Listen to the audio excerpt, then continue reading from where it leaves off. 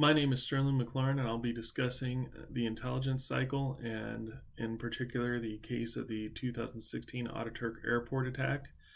June 28th of 2016, at the Ataturk International Airport, three attackers entered, armed with machine guns, suicide vests, and grenades. They opened machine gun fire, lobbed grenades, and before they could be taken out by the police, detonated their suicide vest. 45 people were killed, along with three attackers.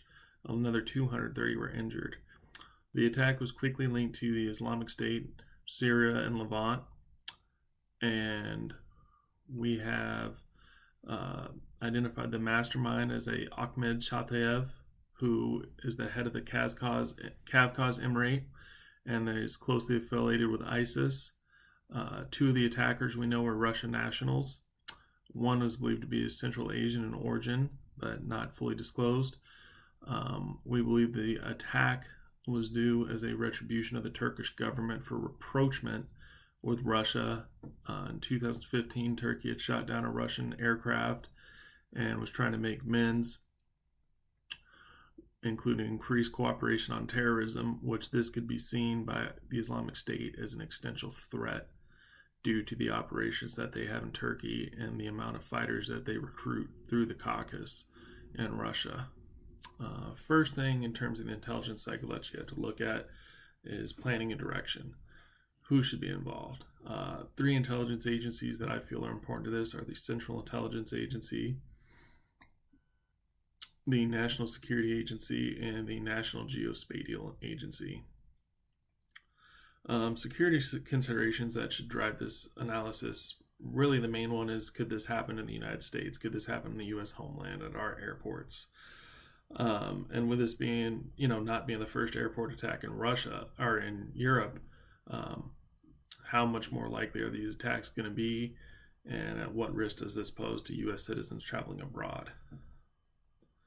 And it's crucial that we cooperate with foreign intelligence.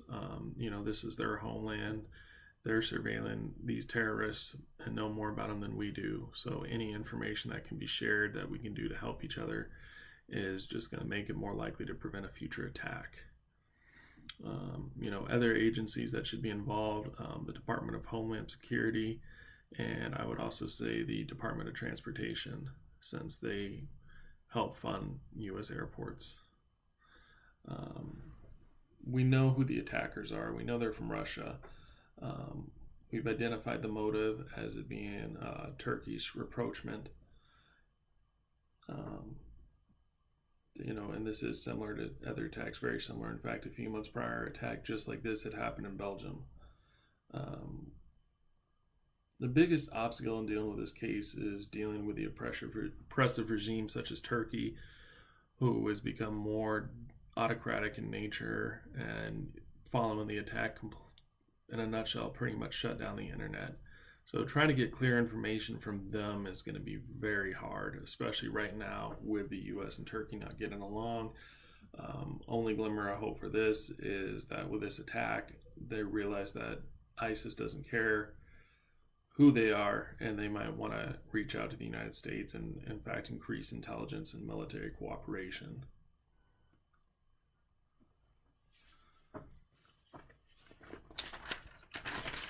Another important point with this case is that the U.S. should utilize open source intelligence.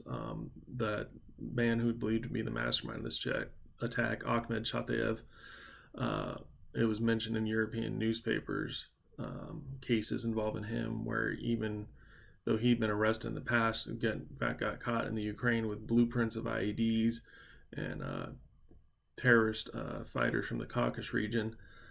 This was public information. Amnesty International and the European Court for Human Rights fought on his behalf to not return to Russia due to the fear of him being tortured. Once again, these are public entities that put this information out in the open. And we know there's a wide array of fighters who are traveling through Europe to get to the battlefields in the Middle East.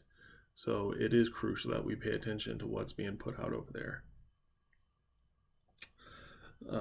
Processing, I'd expect most of the human intelligence to come from either captured fighters on the battlefield or people living in various cities throughout the world who are connected to ISIS and are planning various attacks. signal intelligence. The NSA will be able to pick up wide variety of calls or other sources of communication that ISIS may be having in the battlefield or abroad. And then geospatial intelligence will be crucial. We need to know where their bases are, where they're attacking from, and this will allow us to formulate a plan to properly counter ISIL. Time as of right now is not an issue. There's no evidence to indicate that there's an imminent threat. It's likely that an attack like this could happen again, but as of right now, there's no solid intelligence to say otherwise.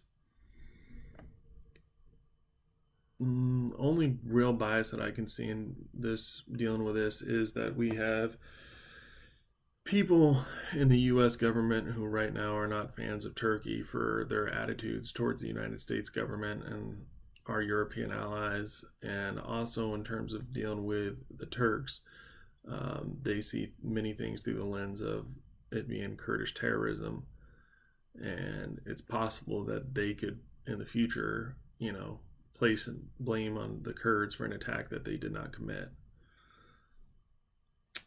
I believe the main thing in terms of analysis and production that would come out of this is, for right now, warnings.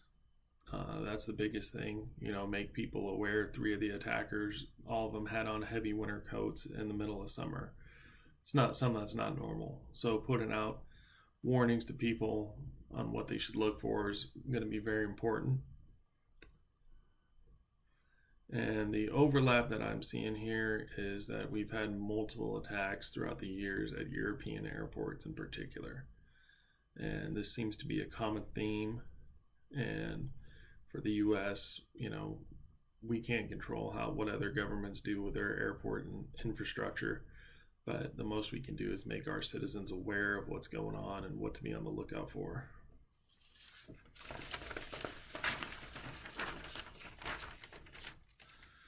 Dissemination and integration. Primary consumers of this report are going to be members of the U.S. Intelligence Committee, our community, Homeland Security, and the TSA. It's also important to remember that any of this information could end up before a congressional committee, whether it be the Senate or the House. And so therefore it should be written with that in mind. Policymakers are going to have questions, and they're going to have their own biases, political agendas. Can this attack be used to justify more U.S. intervention in the Middle East? Or, politicians who maybe aren't fans of Turkey, maybe they won't want to support them like they should just based on issues with this. And not only that, too, the questions of, okay, well, how credible is this intelligence? I mean, this is coming from a brutal, repressive regime that we don't have a good relationship with. So why should we trust them? Is it possible they want us to do their dirty work for them? These are all questions that remain to be, we'll see what the future holds. And in closing, I think the U.S. in the long run will need to implement new tactical and strategic initiatives. We can clearly see that there's vulnerabilities in the airports, and I think in the long run it will be good for members of the intelligence community and law enforcement community to work together to come up with a plan to help keep Americans safe. And the long-term goals for this is to become more aware of Islamic State tactics and to be able to, in the future, possibly identify airport attacks before they happen. This seems to be a popular strategy with terrorist groups.